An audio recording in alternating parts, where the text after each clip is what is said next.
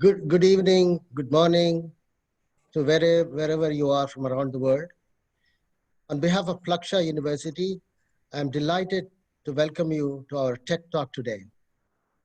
My name is Ramakrishna, and I serve as the Chief Academic Officer for Plaksha. Plaksha University is an initiative of 80 plus tech leaders and entrepreneurs, the list is ever growing, to set up a university to reimagine engineering, technology, education, and research for impacting society.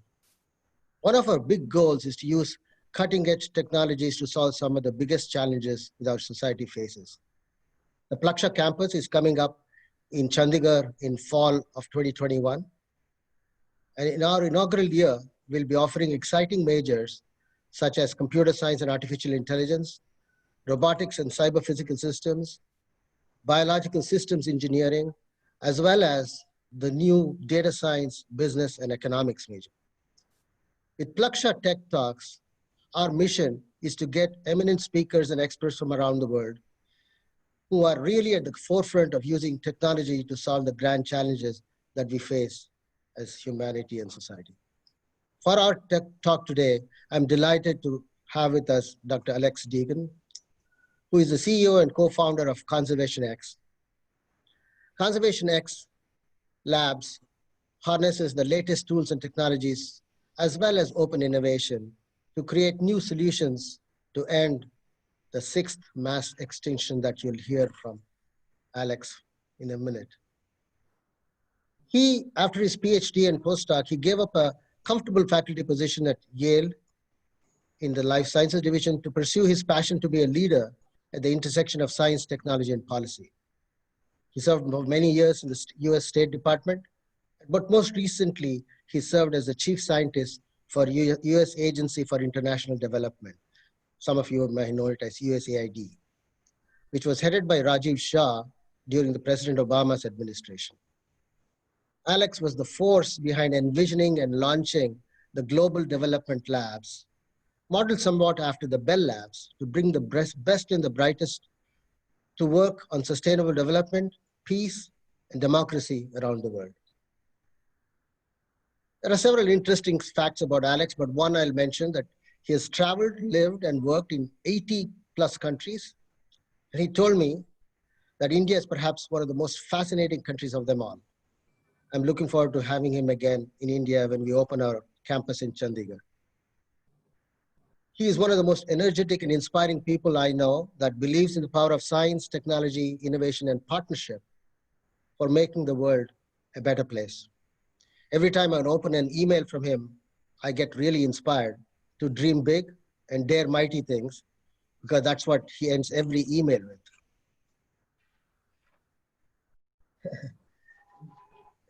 Alex is also a celebrated author and published a new book recently called The Snow Leopard Project, which describes his experience in war zone conservation as he helped to create Afghanistan's first ever national park.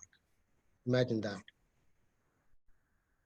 During the talk, Alex will be speaking for about 30 minutes, and this will be followed by an interesting interactive Q&A session, we hope. We have very exciting moderators today, Priya and Akshay, who are part of the Plaksha's summer school program, which is called Young Technology Scholars in this year. And in fact, they're still in high school, I believe in 11th grade. Feel free to put up your questions as and when they come up to your mind. And please use the Q&A feature on Zoom rather than the chat feature. We'd appreciate if you could put your name and designation with your question. And we are now transferring over to Alex. Thank you, Alex, for doing this. I really appreciate it. Over to you for your presentation. I am honored. I'm definitely honored to be here, and India is our future. So it is in so many different ways, both in terms of technology, industry, innovation, entrepreneurship, but also in terms of the future of the environment. And so these big problems that we face are also big opportunities. to create whole new industries, whole new pathways to industrialization, whole new ecosystems of innovation.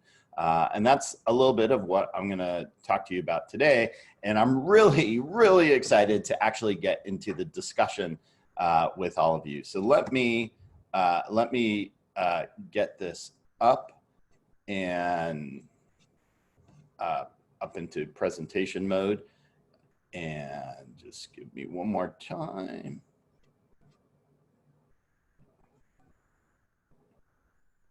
All right, great. Do you all see the title screen?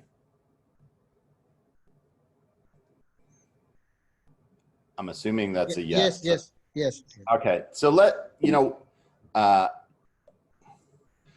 when I was about 10 or 11 years old, I got this book called Wildlife Alert, and it informed me that species were going extinct around the world. And one particular species really captured my imagination. It was the idea that we took a single species of bird, the passenger pigeon, that was so numerous that in the United States, that when it would pass overhead, when it would pass over a person, it would darken the sky for 3 days. They estimated the numbers in the hundreds of millions to even billions of individuals. And we took that species down to zero. And it was at that point, when I was about 8 or 9, I decided to devote the rest of my life to addressing conservation. But there's problems in conservation. Conservation really has this idea of a return to Arcadia, a return to utopia. The basic formula is that humans are bad for nature. To save nature, we remove humans, and then you've got your solution. And how do we do that? Much of the work was building national parks. In fact, this is a picture of the first national park, and this is actually the book that I wrote about that national park and the others that we set up in Afghanistan, a project that's actually still going strong today. But that was our formula. If you look at the data, the trend of the number of national protected areas around the world has increased and increased exponentially. So the question is, what effect has this had on extinction? And you might guess where I'm going, but if you actually look at every major group of vertebrates, they're in a state of decline. And most of you know that we're actually in the 6th mass extinction, that our extinction rates are 1,000 to 10,000 times that of what is called background extinction. And in fact, if you look at the very species that we actually study, right, the ones that we have data, which is only about 5% of the species around the world in terms of their endangerment, for those species, they have the very characteristics that make them easier to study are the very characteristics that actually make them more robust against extinction. They're wide ranging, they're easier to find, they eat a diversity of things. Well, that means our data set is even biased in terms of what we're doing. And if we look across all kinds of groups of animals, a third of Madagascar species are on the brink of extinction. 100% of lemur species, which are only found in Madagascar, are thought to go extinct. When I left Madagascar, which is where I did my field work for my PhD in 2001, there were 45 known species of lemurs. 90% of the forest has been cut. Since that time, we now have 115 species of lemurs in Madagascar. So we've doubled the amount of vertebrate primates in a single country on the 10% of remaining forest. And it is unbelievable that we have probably lost, hundreds, thousands of species that we don't even know existed, that have disappeared. The same thing's going on with the insect apocalypse. When we think of things like flies, we may not realize that the number of fly species are in the thousands. The number of beetle species, around 400,000 individuals. Even bees are in the thousands of species. And this lack of knowledge and lack of data means we, again, are losing species before we have a chance to know them. As I mentioned, shifting agriculture is a reason for the deforestation in Madagascar. It's patterns that we see around the world that has led to the loss of species. It's actually contributed to the changes in climates. We see the same thing happening in our oceans, with 60% of the world's remaining reefs at significant loss of being lost in the next 3 decades. Wildlife trade is a huge problem. This is my wife in a single store in a mall of stores that's devoted entirely to wildlife trade. Each of those bags that you can see there are filled with 20 to 30 shark fins. So when you fin a shark, you're taking 2 to 3 fins off of that shark and killing the animal. And if you look at the smaller bags, we're talking about hundreds of shark fins. They had whale shark fins in this area. Wildlife trade is a huge problem, and we're going to come back to it in a second because it's really relevant to what's going on now. We also see with the global trade, the rise of invasive species, and these represent both pests and pathogens. And what has happened is they will wipe out where other species are outcompeted, don't have good predators, will wipe out naive species that are caught in things called evolutionary traps. What happens to these species is something called competitive release. Whatever is regulating them in their home environment is no longer present in the future.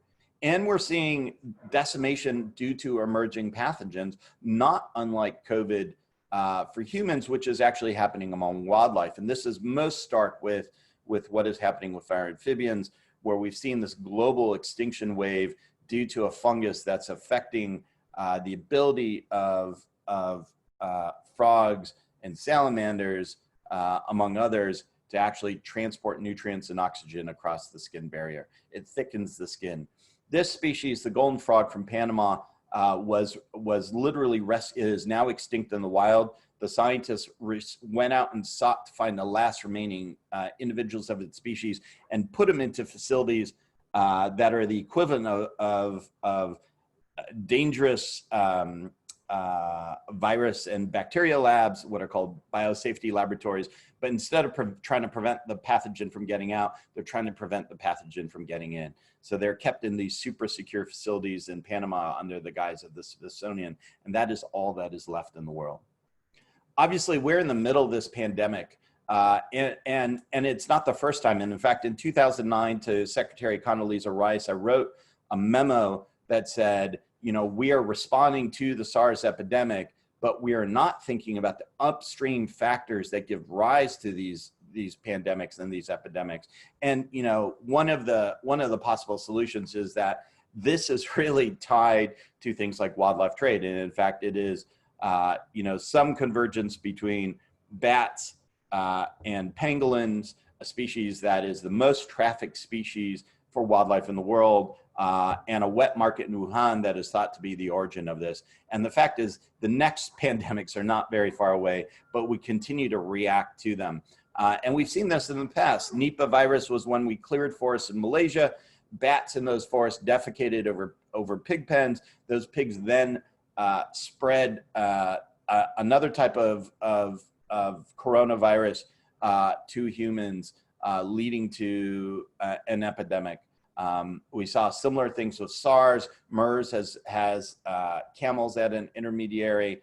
Ebola is also thought to have a reservoir in bats.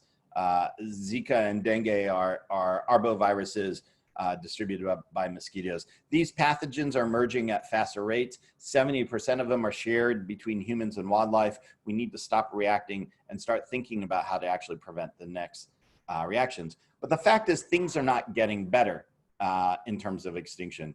We expect 9.7 billion people by 2050. That's 70% more food. Many of those people, except in India, right, want meat and dairy and protein within their food sources, which takes an incredible multiplier of energy and water and land use to be able to produce the same amount of protein and the same amount of nutrients. 70% more food is about 1 billion hectares of natural systems. Just by comparison, the United States, its land is 950 million hectares. So to actually produce the amount of food we need by 2050, we have to clear the Amazon basin and the Congo basin. That'll have profound consequences on global climate. It'll have profound consequences on extinction. And it's not just the clearance of the land. It is not just changes in land use, but it is doubling the amount of nitrogen, water, phosphorus, and pesticides that we add to the land. All of this is also being exacerbated by things like global climatic disruption. And the one thing that we are seeing is entire ecological communities completely reforming. And and one of the challenges we face is this idea of shifting baselines. Each generation is facing greater and greater degrees of ecological poverty, but because that is our baseline, that is what we accept as normal.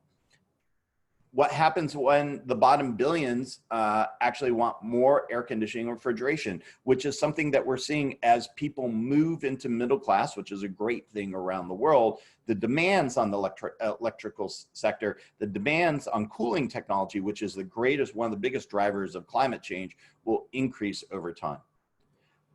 One bit of good news is that there is this idea of we're in a bottleneck, and we have, if you look at this bottom graph right here, but there is the opportunity of a breakthrough.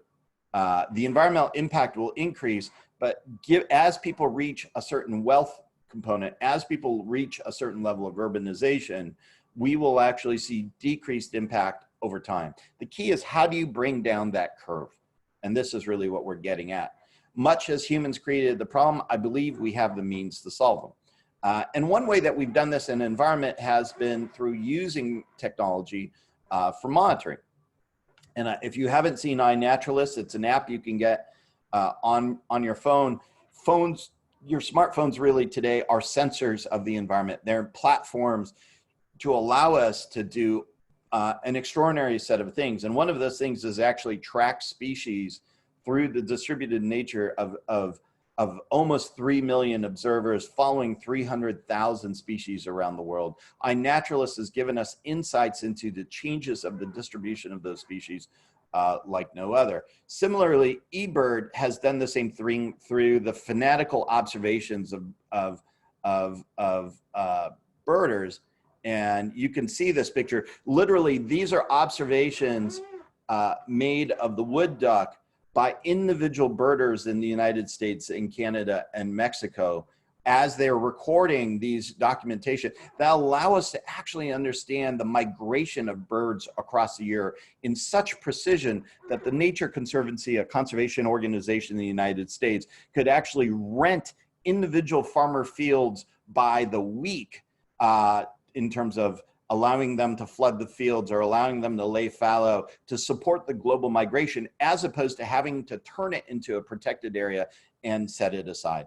It gives the farmers revenue, it protects the species, but it minimizes expenditures and increases efficiency. Wild Me is an organization we work, the organization I've started up as part of a collective of other conservation technology organizations. Wild Me is one of those organizations. I sit on the boards of these others. They started out by looking at whale sharks. Whale sharks are widely distributed, really, really hard to study. They will show up and then disappear for long periods of time, but they have this very cool thing. They have these spots on their back that look a lot like stars. And a NASA scientist working for the Hubble spacecraft using the telescope, using the algorithm for how Hubble actually identifies patterns of stars to recognize where it is in the galaxy. The database engineer at Dell and a machine vision mathematician worked together, and a whale shark biologist from Australia worked together to actually create Wild Book, because at the time there was about 300 to 500 whale sharks known to science. What they started doing is allowing citizen scientists and research divers around the world, as well as dive masters, to upload pictures of whale sharks whenever they saw them. The algorithm would match them to individual whale sharks and then start following those whale sharks every time they were seen. We then moved to a situation where we had people following whale sharks. We had data on whale sharks 365 days out of the year across the entire planet. The numbers went from 300 to 3,000 individuals that are being followed. But it was the next step that they actually did that was the most powerful thing, which is they then started using AI to mine YouTube videos for every picture, every video of a whale shark that was actually uploaded, identify which whale shark it is, use natural language processing to actually take down the metadata, and then use bot to query the poster to actually get information, additional information on the background of that whale sharks. That's allowed us to identify 12,000 individual whale sharks that are being followed around the world by this system, to increase the number of hotspots around the world from 10 to 20, and greatly increase our science and knowledge of whale sharks. And if you look at who are the top spotters of whale sharks, it's actually the AI that is uncovering the most information on them. Not even scientists like CSIRO and the Philippines, two great centers of whale shark biology that are studying them full time. Global Forest Watch has harnessed things like nanosatellites that's allowed us to actually monitor our forests around the world in detail. But the question is monitoring and better data enough, right? And this is why, you know, I've proposed that it really isn't. If we, you know, as scientists, and we'll see that in a second, we do a great job of describing species and describing their state, but we need to do more in that. And this is the transformation I think that needs to happen in conservation. We have been particularly focused, the organization I stood up, we need to really focus on the underlying drivers of extinction rather than in its symptoms, rather than just creating national parks, right, which doesn't address the pressures on those national parks created by the drivers. We need to think about how do we alleviate those pressures as well. And that broadens conservation to the entirety of the sustainable development goals within what we're doing. It takes conservation to think about issues like food waste and air conditioning and material science within what we're doing, which makes it really exciting in our work. And I think this is one of the biggest issues of the 35 years of conservation in its history. It's been 35 years since the Society of Conservation Biology was created, 50 since the first Earth Day. But we're very good at ranking species in terms of their endangerment, of ranking protected areas or regions of the world in terms of their uniqueness. And each conservation organization has a hotspot or a landscape or an ecoregion that they argue is the best. And I actually suggest it isn't, that's not what we should be focused on, but we should be focused on ranking solutions for what will have the greatest impact on climate change and on extinction. Project Drawdown was an effort to do this for climate change, and it actually looked at what solutions would have the biggest impact on climate change by pulling carbon or preventing carbon from going into the atmosphere. I suggest we do this for extinction, and this is how we actually think about how we prioritize what we are working on. I also think, borrowing from DARPA, we should focus on solutions that are revolutionary, not evolutionary. And that is because the problems are increasing exponentially, but our solutions tend to be linear. Technology has given us an exponential that allows us to meet the scale of the problems that we face. What we're doing can't also just be based on philanthropy, but they have to be scalable and financially sustainable. And we have to remember that humans are in the center of conservation. And so we need to harness fields like behavioral economics and harness human behavior and things like marketing rather than fighting against it. And lastly, I think that conservation is really depressing. If you're not convinced, let me read you some recent book titles that I was surveying for a new book that I was reading. These are real titles. Learning to Die in the Anthropocene, The Water Will Come, Rising Seas, Sinking Cities, and the Remaking of a Civilized World. Field Notes from a Catastrophe. Scatter, Adapt, and Remember: How Humans Will Survive a Mass Extinction, which clearly seems to be either living on Mars or living on the moon. Or The Uninhabitable Earth, a very good book and super depressing book on climate change. But also, my favorite, We're Doomed. Now what? Essays on War and Climate Change. We need to stop this. And this is a problem for conservation. Conservationists are literally in a field that laments and describes the passing of species and writes up their obituaries as scientific papers. And we need to think about those solutions. Borrowing from the work I did at the Global Development Lab, we feel that Conservation X Labs needs to be an institute for creative technology, not unlike Xerox PARC, not unlike DARPA, not unlike Bell Labs, that we are literally inventing ways for invention. And the way we think about how we address these conservation problems are, how do we actually engineer replacements that can replace those drivers of extinction? How do we engineer resilience in the systems that we're working in? How do we restore environments? How do we engineer better enforcement rather than monitoring? And how do we actually engineer extinction of things like disruptive pests and pathogens? And I'll give you one example, from a couple of examples from engineering enforcement. So in the United States, if you eat seafood, 33% of that seafood is mislabeled. If you eat one fish species, which is actually 12 different species to the FDA, 90% of red snapper is mislabeled. This fraud makes actually destructive fishing profitable. It undercuts countries that are trying to actually sustainably manage their species. It cheats consumers. And in some cases, it can actually, some of the fish that they're selling are actually really bad for your GI tract and are poisonous to the consumers, and those are being put into the system. 90% of the seafood in the United States is imported, but only 1% is actually inspected. And that's because we generally require things like large, expensive molecular labs with well-trained personnel to be able to do it. The question I have is, what could I do to allow someone like my son, who's holding up the looking glass, to actually have a tool that he could operate or she could operate? And so we designed something through something we call Frugal Design. So low cost, battery powered, pocket size, rapid, that requires no specialized expertise or even literacy to use a molecular lab that fits in your hand, that's scalable and sustainable, that automates sample preparation, DNA amplification, and species identification. And this allows us to do a lot of things for what we call environmental verification. So preventing wildlife trafficking or timber trafficking, seafood fraud, or invasive species, which are all huge markets in the United States. This is an old diagram of what the device, I can't show a new one because we're continuing to actually file patents around the design of it, but it looks a lot like a cell phone. And in fact, it has the videos on front of it that take you through every one of the steps. So you don't actually have to read instructions. You don't need a manual with it, but it actually guides you through it. We try to canalize behavior, and it works with cartridges that have multiple tests on them.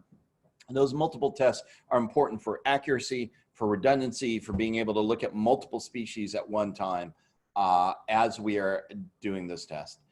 And the model works a lot like the gaming model for things like the Nintendo Switch. It works with cartridges. Other people can actually build those cartridges. If you know the Sony PlayStation, Sony actually lost money on every one of the consoles. They didn't make very many of the games. They entirely support themselves off a licensing model. We expect to do that licensing model to actually subsidize conservation uses of these types of cartridges. We've won a whole set of awards and filed patents for this technology. What we realized with the COVID outbreak, however, is because our device works on DNA, RNA, and protein, that we could actually provide world-class diagnostic tested for COVID-19 in the absence of trained physicians, lab techs, medical equipment, reagents, and even literacy. So we made a pivot to that. We're also working on trying to think about how to prevent the next 20 pandemics. These are bats that are being roasted in Indonesia. And this is actually where you're seeing, this is ground zero of where spillover happens, where pathogens moving from humans, from wildlife to humans occurs. So being able to do that biosurveillance on the ground and having tools that people can use who don't have specialized training in the Congo Basin, in Southeast Asia, will be really important. We also are looking at ways of automating enforcement. And we're using AI and machine vision to do that. So reimagining how we connect the unconnected through smart sensing, or what I prefer to say, how we make dumb machines smarter for wildlife. And in fact, the tools that we have really are based on how we actually democratize AI for people. So we have libraries of hundreds of millions of photos for multiple species that have been highly curated and highly built, where we've created models for the species that we want, that you through a really simple interface that you can actually connect with a small piece of hardware to any device that actually records onto an SD chip. So if you have camera traps, we can take your network of camera traps and train them to look for cheetahs or snow leopards in the wild, and only send data when you actually need that bit of information. We can also start looking for things like disease with this system. Chronic wasting disease is a prion-based disease. It's like mad cow. It exists in 30 states in the United States in our deer population. People shoot and eat deer meat, and so you don't want a spillover to happen in that case. We also can think about how do we replace products that are driving species extinct. And if you eat shrimp, what you might know is that wild caught shrimp, and this is my wife's picture from the Mosquito Coast of Nicaragua. This boat goes directly from Nicaragua to the United States markets.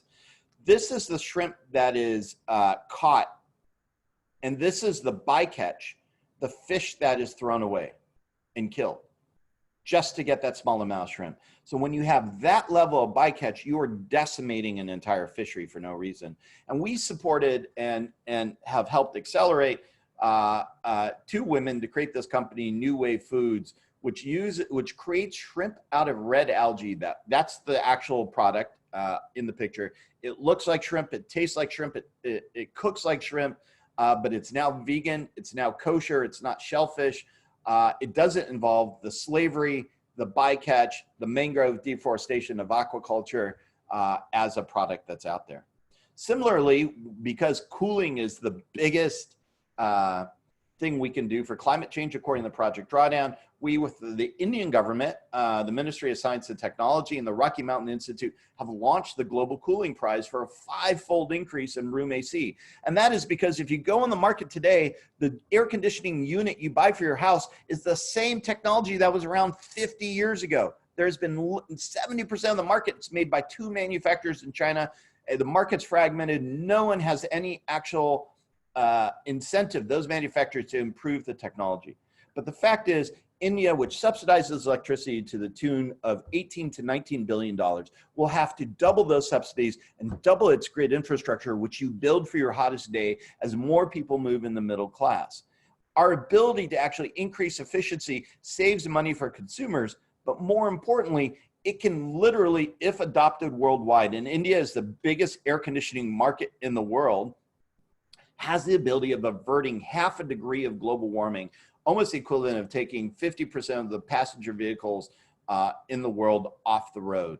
That is a big impact that we can have, and that's a form of replacement. We're in the middle of actually testing these air conditioning units that have come through this competition in India right now with the ministry and CEP University.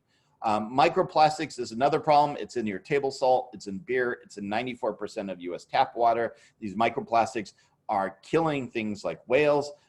You may be eating, this has been shown in the United States, a credit card of microplastics every week. 5 grams a week are in our food. And an important part of microplastics are microfibers. 35% of microplastics in the ocean actually come out of our textiles. And so one of the things we do is run these large competitions, these large grand challenges that we're running with Flotilla and a series of other partners to reinvent the materials that go into fibers that are used in our clothing. And we're working with Under Armour, a large athletic manufacturer in the United States, the fashion industry, including their initiatives on fashion for good, various ocean and plastics organisms. Those are microplastics in the background in regular water. And we also think about how do we engineer resilience? How do you use synthetic biology? How do you use accelerated evolution? And how do you use microbiology and the microbiome that exists around coral reefs to mediate against the changes of acidification, pollution, and warming in our oceans? Lastly, it is about fundamentally building a new tribe for conservation's future. And a lot of what we're trying to do is what has already happened in global health. Global health was this field that was made of a single discipline. It was made up of tropical medicine physicians, right? And they tended to be male. They tended to have their white hats and their white fancy suits. And they didn't actually solve the problem. What happened was that when global health when tropical medicine started bringing in other disciplines. It started bringing in engineering, like biomedical engineering. It started bringing in economics. It started bringing in innovation and entrepreneurs. It started bringing in behavioral scientists, that we saw vast acceleration. And one of the things that we've done is build this thing called the digital makerspace, which is an open community that uses prizes or competition. This uses collaboration, and increasingly we're mixing both of those to create new solutions. We've got about 2,000 members and 400 projects that are on there. We also use prototyping competitions like this one that we ran in Borneo with teams from across Southeast Asia to actually find solutions for our oceans to create these whole new set of products. And one example that just came out of this was this problem for the right whale. There were 1 million like lobster trap and crab trap lines in the water. This is half of the mortality of right whales. The other half is coming from ship strikes for that population. There are only 400 right whales. So when we're losing 30 animals in 2 years to entanglements, that has a significant impact on their chances of survival for this population. So how do we actually deal with this situation that is an important source of fisheries income? And one of the solutions was this idea of lineless fishing, actually using an inflation unit that brings the lobster traps to the surface without having a line that's attached to a buoy, and that uses a sonic key that's played into the water that's unique to the fishermen, that then actually activates the inflation to bring those traps into the water. And this is now being tested. It is the only solution that now exists for these entanglement problems. But we've seen a ton, almost 400 of these projects develop on this. Chimp Face is another one that uses AI and machine vision to actually track the trafficking of individual chimps across the internet. We use that with the Jane Goodall Institute. There's a whole series of other technologies that have been developed off this platform. But lastly, we're trying to change curriculum itself. What we see is that conservation education is deeply uninspiring. And in fact, we need to bring in engineers. We need to bring in behavioral scientists.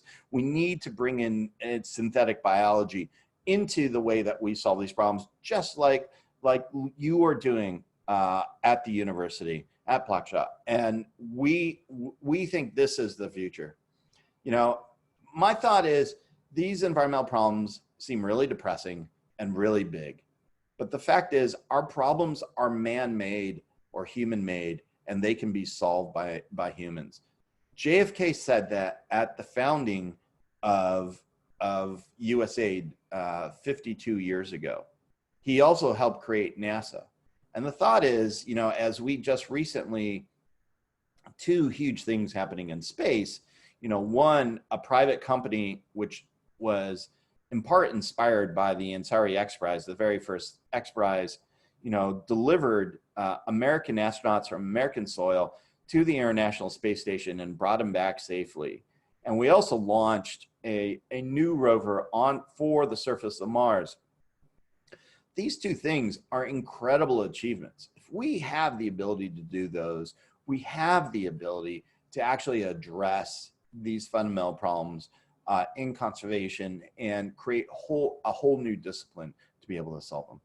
With that, let me stop, and I'm happy to take your questions. Thank you very much.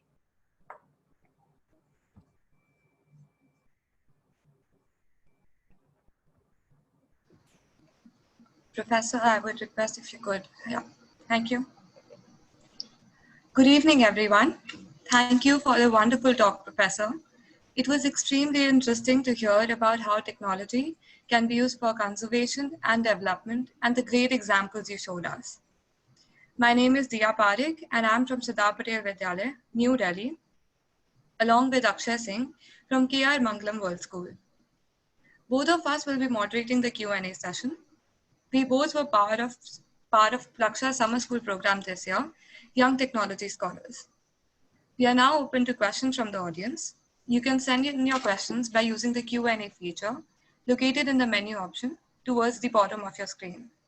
It would be greatly appreciated if you could add your name and designation towards the end of the question. Dr. Alex, the audience today is very diverse. We have high school students, college students, school principals, teachers, counselors, homemakers, and working professionals who will be asking the questions.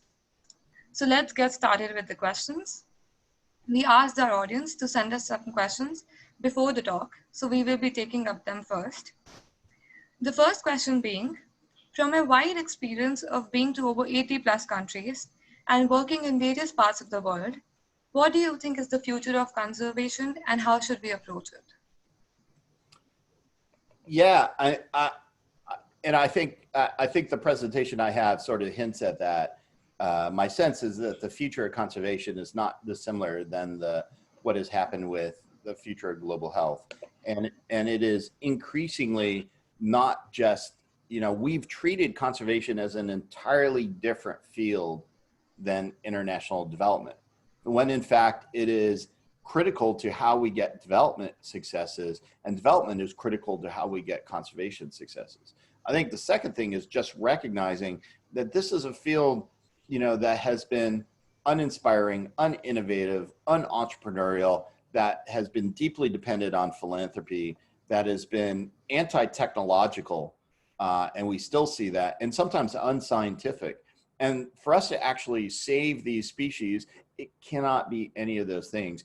And it needs to broaden the disciplines and the number of solvers and solutions, not just from the United States and Europe, but from every corner of the planet, to be able to be successful.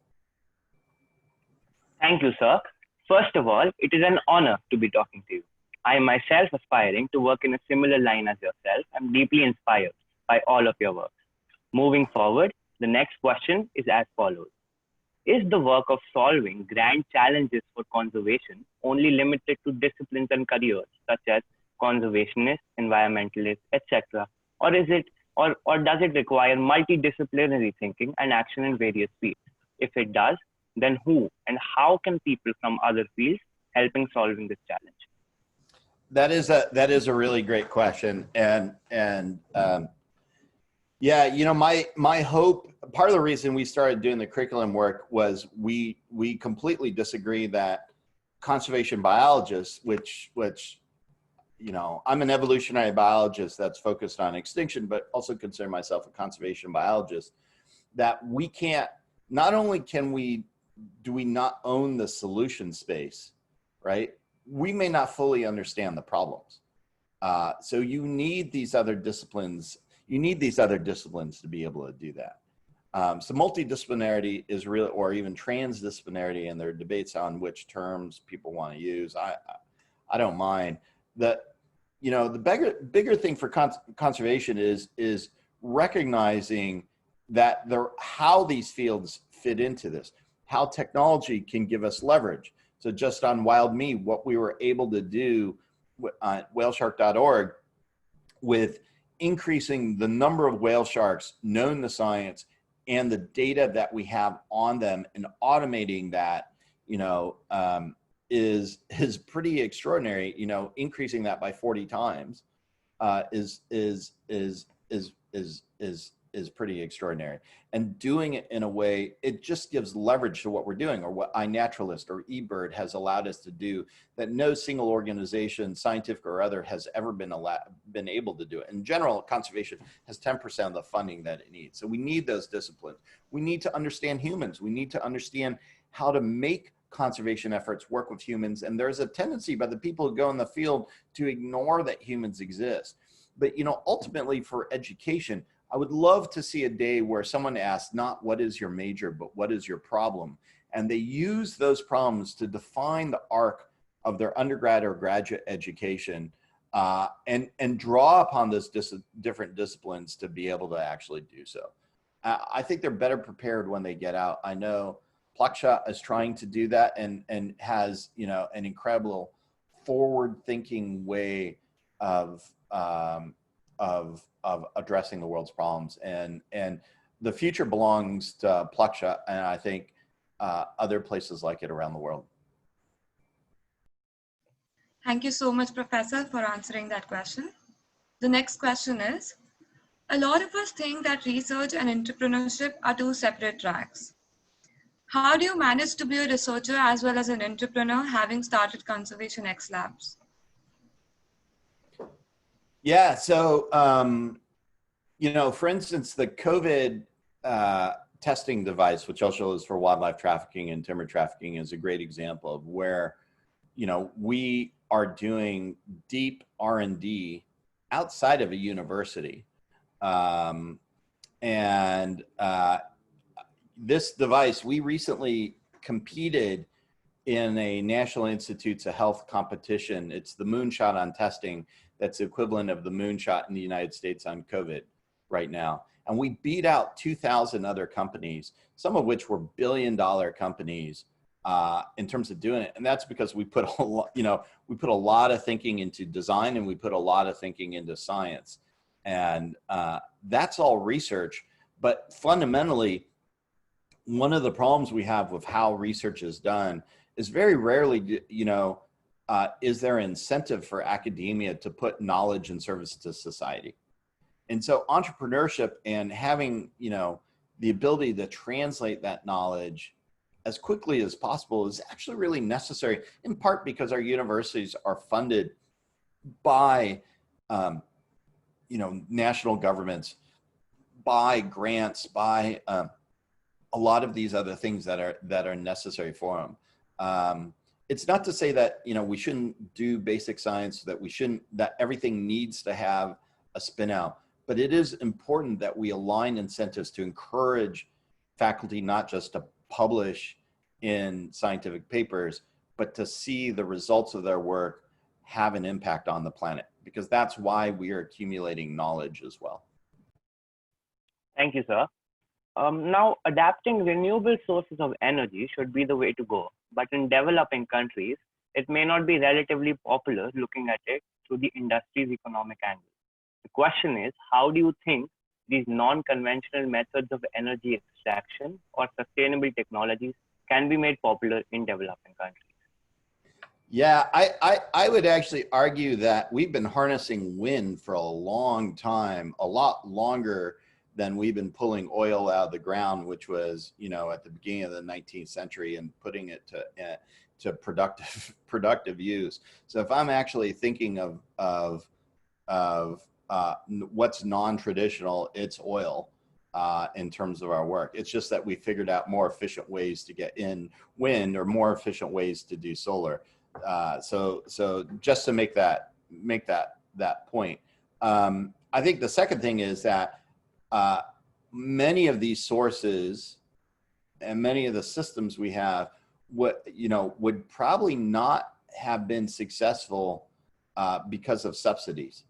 So part of the reason that there's overfishing around the world is we subsidize it. Part of the reason that there's agricultural pollution around the world is that we subsidize it.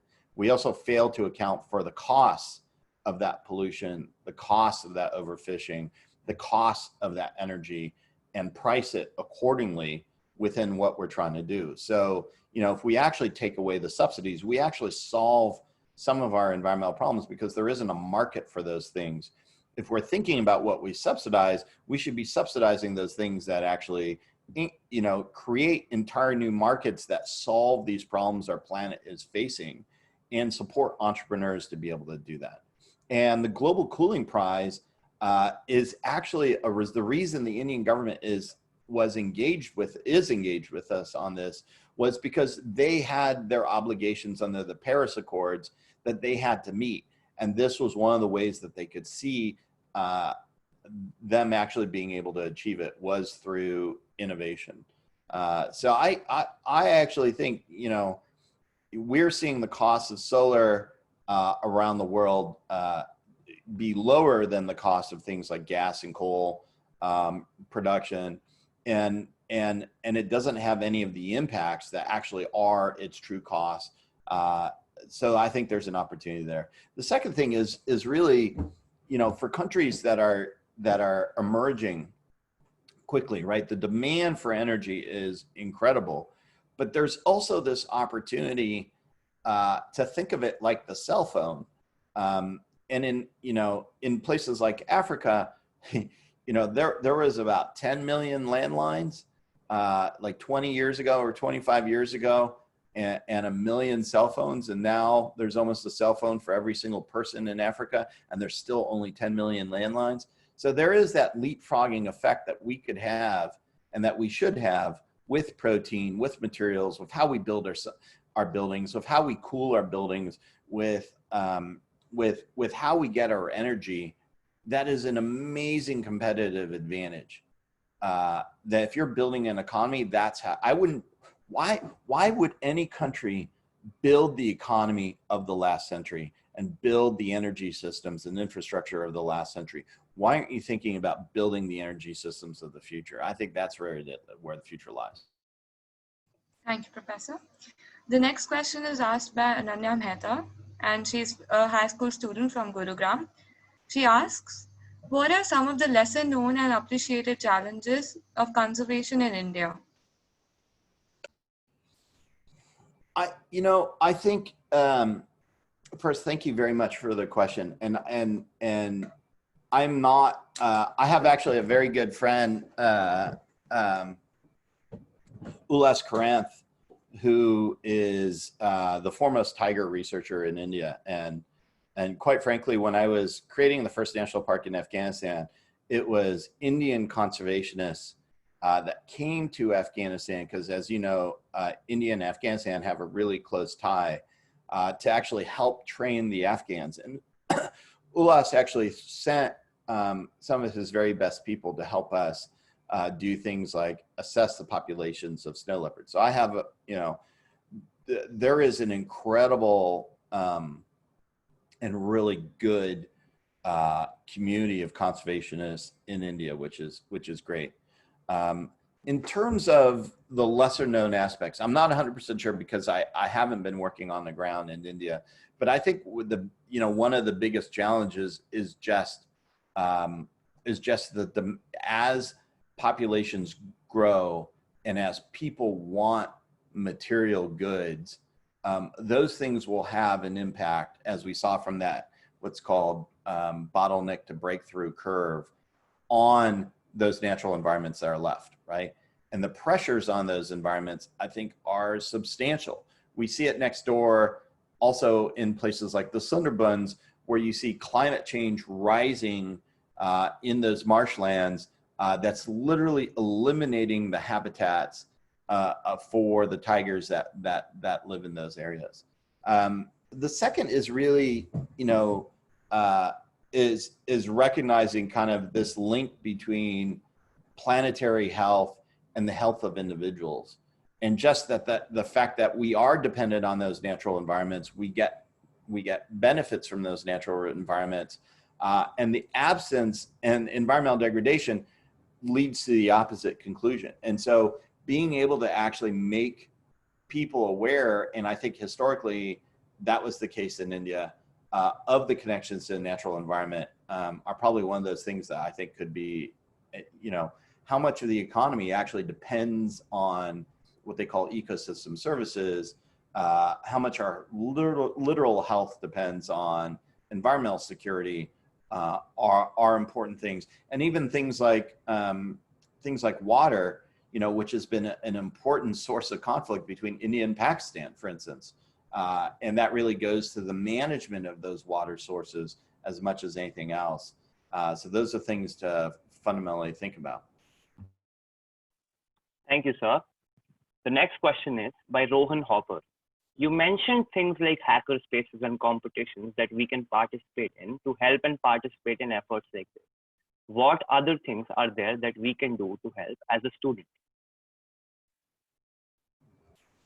I think the future of conservation is not people joining conservation organizations, but literally being innovators and entrepreneurs.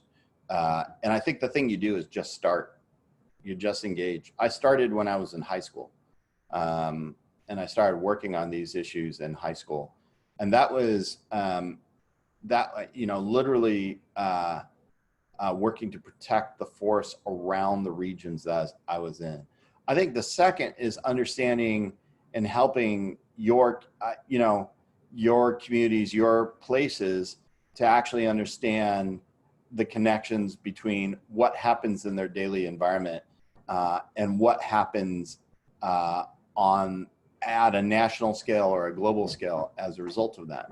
So the ability of students to be innovative and entrepreneurial, I think is great. I think it's great that, you know, high school students, college students, one of the things that is amazing about them is they don't know yet that they can fail, right? And that failure frequently creates a lack of risk-taking by individuals. And quite frankly, we're not taking enough risks. We're not making enough big bets. We're not really thinking about big non-incremental ideas, those revolutionary ideas that we need to be able to match the speed and the scale of the problem. And we see that you know, single individuals like Greta can have a global impact on what's going on. So the one thing I would say is just take a step forward, and, you know, if no one has put a barrier before you, don't put one yourself. Take it as far as you can take it. If you run into a barrier, it's just a problem to be solved. Thank you, sir. Given the paucity of time, we will take up the last question. We have quite a few higher educators attending the webinar today. Sir, according to you, what are the key steps that an educator needs to capture in order to teach students to become more aware about sustainable development? I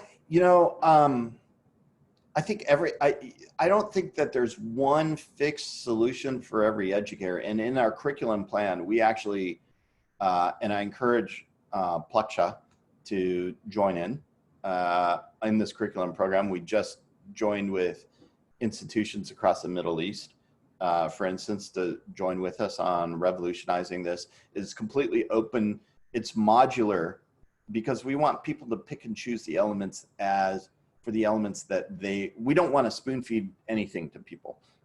It is more to allow people to integrate elements that they want to experiment with and to try.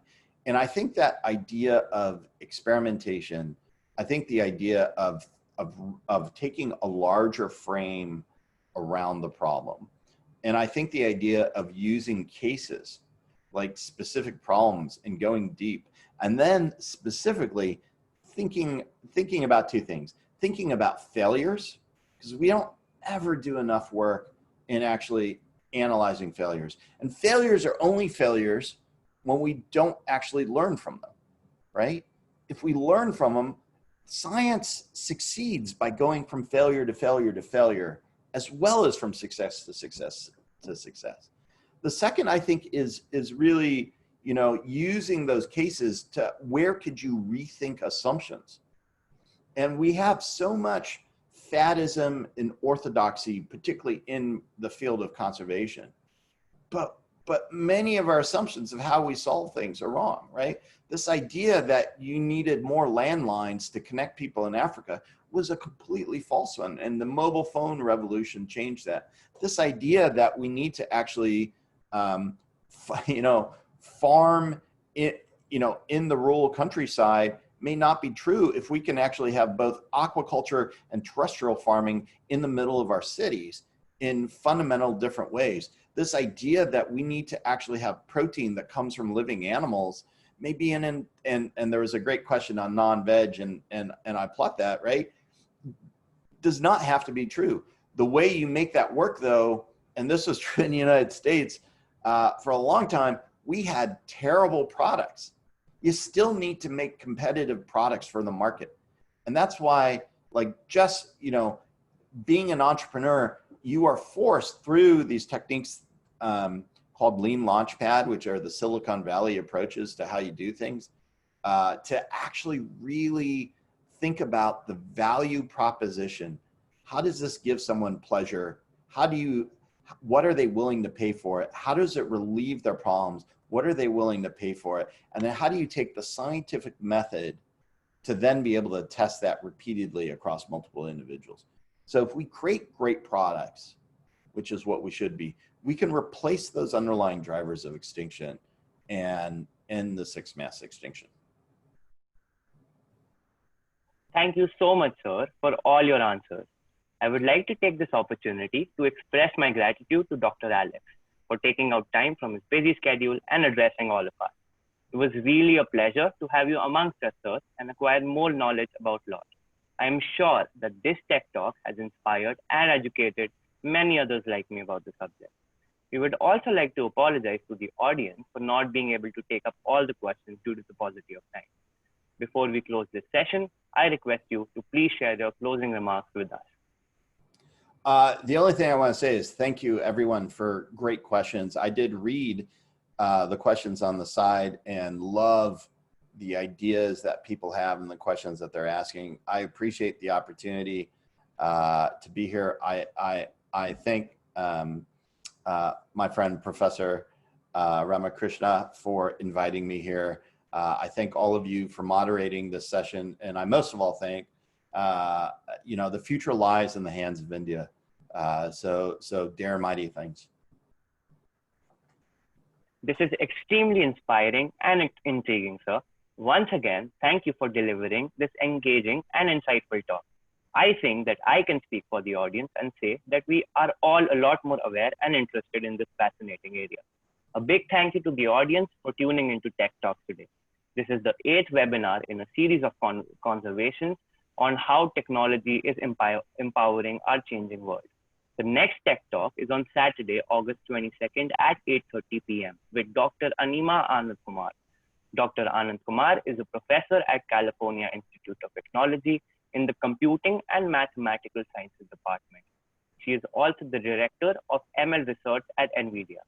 Stay tuned for further details. Thank you and stay safe. Thank you. Bye.